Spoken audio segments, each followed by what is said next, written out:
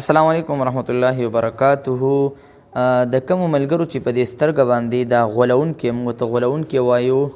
او داسې عام موږ ته په دا ووایو چې دانه ورته ویلی چې په دې سترګه دانه راخیږي او غولونکې راخیږي، بیا په سر باندې هم درد وي او دا سترګه هم ډېره زیاته خوږیږي او دغه تکلیف وي، نو خفه کیږئ ما انشاءالله چې زه یم د خیره سر که نه، نو تاسو ته به ټینشن نه وي. د دې هر څه ته تاسو ته اجازت در کومه، طریقه درته هم ښیم چې کوم صورت به وي او څنګه به دمې او څنګه به پې چوفکې، دا تاسو ته بالکل زما د طرف نه اجازت شو. خو اجازت به داسې وي، هغه کس ته به اجازت وي چې څوک دا د الله د رضا دپاره او چې څوک په دې بیمارۍ کې مبتلا وي هغوی ته مخکې رسوي، هغو ته به زما اجازت وي، د هغوی ته شیر کوي، هغوی ته ورسوئ، زده کوئ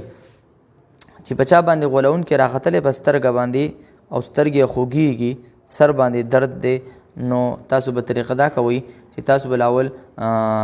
درود شریف وایئ، چې کم درود شریف تاسو له درځي، اسان درځي، ګران درځي، کم درځي هغه وایئ صلی الله علیه وسلم.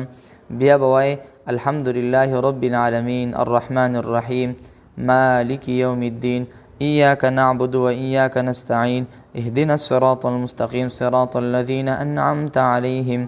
غیر المغضوب علیهم ولا الضالین.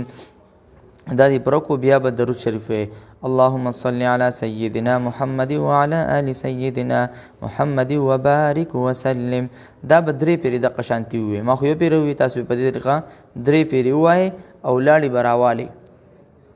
لاړې دې راواغستې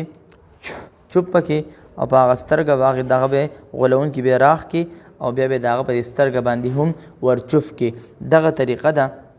په دې انداز باندې دا به تاسو دموئ انشاءالله. 3 ټایمه دم کوئ، 3 ټایمه به دموئ، د دې سره بالکل درد هم ختم شي او دا په دغه ځای باندې بالکل وچ شي او هغه درد به بالکل کم شي. نو دغه یو طریقه وه د غولونکي د دمولو په سترګه چې کومه دانه راخیږي. نو تاسو ته درخواست دی، تاسو ته هم اجازت شو، خو اجازت په الی تاسو ته چې دا نخ کې څومره محتاج خلک دي او څومره په دې بیمارۍ کې مبتلا دي، په شکال دی دا دانې په سترګه ډېر راخیږي،